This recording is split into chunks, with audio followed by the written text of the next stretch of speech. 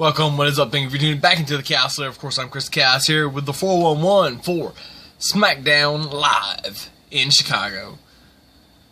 Oh, Chicago. How I absolutely love Chicago. Chicago is probably, in 2017, the absolute greatest wrestling city, bar none.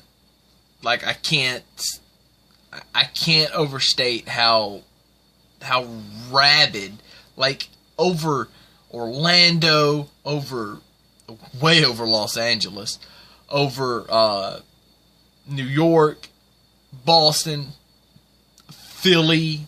You know, Philly used to be, speaking of two Philly legends right here, but, you know, Philly just used to be the mecca of, like, hardcore fans, and now it's Chicago. It just is. So there's a lot to unwrap from Smackdown Live tonight. The final Smackdown Live of 2017. I know, it's kind of sad. 2017 is at a close.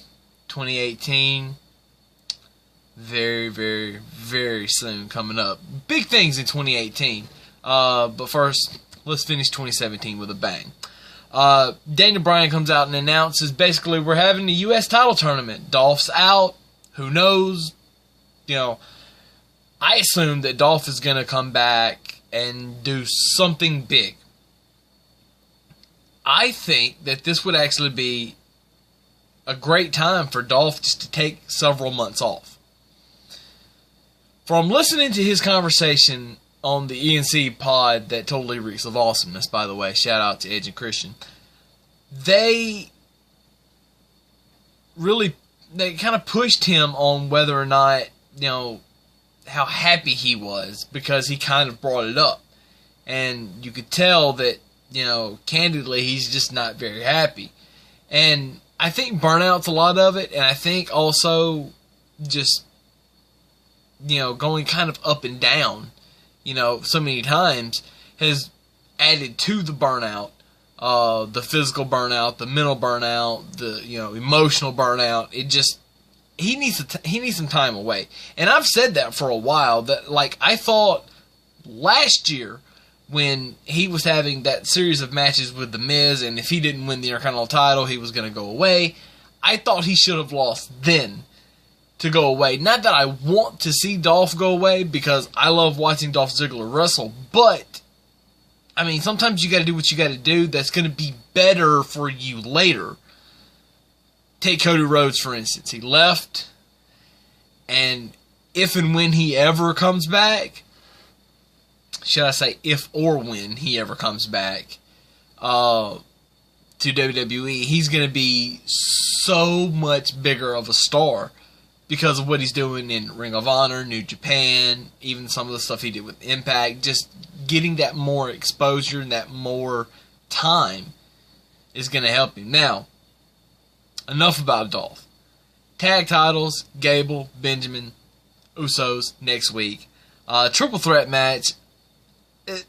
I like the triple threat match. The problem I had with the triple threat match was that, and I liked kind of the whole chaos, everybody's in and out, like, it was just wild from the start, which was fine. It's, you know, let's just throw everything out because, you know, this guy comes in, this guy goes, whatever. You know, I liked it, okay? And I also like the fact that there's 3 men in the ring at one time, instead of, you know, you've got one whole tag team on the outside just kind of waiting to get involved, and then, you know, instead of having a one-on-one match, and then, you know, like I said, you got that other team waiting, you put one man from all 3 teams involved, and it makes it better to me. I like the change of the triple threat tag match. I didn't like how many kickouts there were. There were a lot of big moves, like, for instance, the Gable moonsault on Xavier Woods. By the way, glad to see Xavier in the match. Xavier's one of my favorites, so anytime Xavier wrestles, I'm all in for it. That's been well documented in the past, though. I like, I think because you had so many guys in the match, there should have been more, like, breaking up of the pins. Like, there shouldn't have been so many, like, oh, I'm just going to kick out. Like,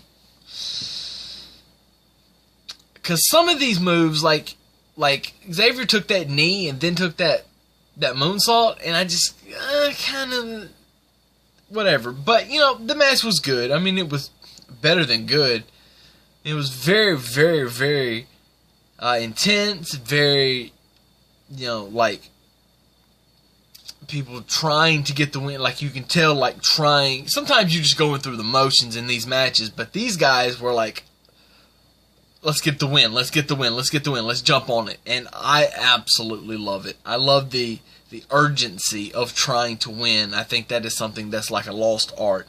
Breezango and the Bludgeon Brothers, I mean, DQ, the Ascension come out. I think that I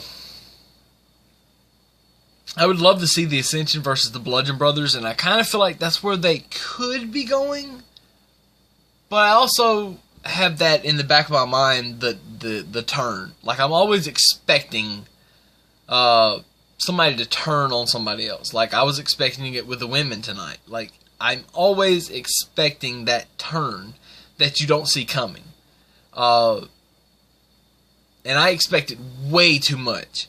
So when I don't get it, I'm kind of upset. Ruby Riott versus Naomi. Very quick match. However, I will say the best part of this whole segment was Ruby Riott's promo, the old school promo for the Royal Rumble. Like, it wasn't really the promo against Naomi, which it was, but it was the promo for the Royal Rumble. It's old school Rumble promos. I loved it. I absolutely love it. That was, to me, that was probably the greatest thing on SmackDown tonight. As you know, and SmackDown was a great show tonight. It really was. But that little, like, because that puts way more emphasis on the Women's Royal Rumble, which, I mean, it already is going to have, but, like, you need little things like, and that's just a little thing. That's just a little thing, but it's something that puts over the Rumble the right way, instead of, oh, it's the first time, oh, it's the first. We get it, it's the first time. You don't really have to sell it as that, but, I mean, you can with it being the first one, but adding these little things in it just makes it so much better. United States title first round match, Bobby Roode beats Baron Corbin. I would have liked to have seen this later in the tournament. I would have actually, you know, I kind of wouldn't have minded seeing this at the end, but then I find out Jinder Mahal is in it, and, you know, Bobby beats Baron, Jinder Mahal beats Ty Dillinger. I'm glad that Jinder won, because he doesn't need to go from here all the way down to here, because if you lose to Ty Dillinger, your stock is like, you know, you're dead. It's like you're bankrupt if you're a business. Because what have they done with Ty Dillinger? Nothing. So this guy was the WWE champion, and then you make him lose to Ty Dillinger? That would have been a big flag. Huge flag. So I'm glad they didn't do that. But now let's go back to, when are they ever going to do anything with Ty Dillinger? This guy could be a great mid-card champion, and they won't pull the trigger. They didn't pull it in NXT, and now they brought him to the main roster to be a job guy. I don't like it. Good match. I just don't like what they're doing with him, and I never will. Shinsuke interrupts Randy Orton's promo where he's talking about entering the Royal Rumble, which, great. Randy was just about to proclaim how he was going to win for the third time, and which, again, would tie Stone Cold, the only man to ever win it 3 times. And then AJ Styles and Kevin Owens. I love the chemistry between these guys, and I love the ending of the match. You know, Shane comes out, throws Sammy out, and then AJ gets a quick small package, but because of the shenanigans going on outside, the referee's distracted. So what happens? He gets up, he's like, "Ref, what are you doing?" He gets rolled up. I think think Kevin held the tights. I can't remember. I'd have to go back and look at the tape. 1, 2, 3.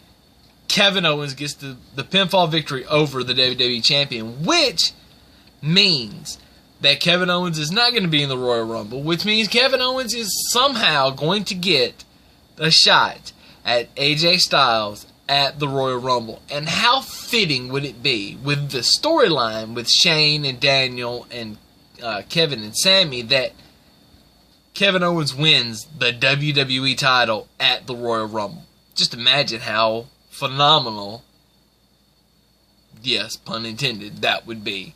I don't want to see it just yet, but it's kind of set up on a silver platter. Like, it's really kind of there. So, not that you have to take it, but it's there for the taking.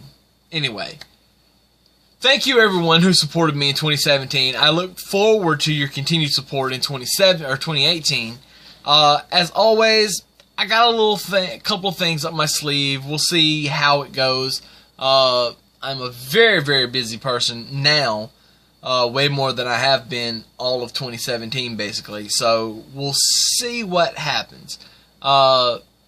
Until then, and until next year, most likely, this is Chaos, deuces, and I'm out.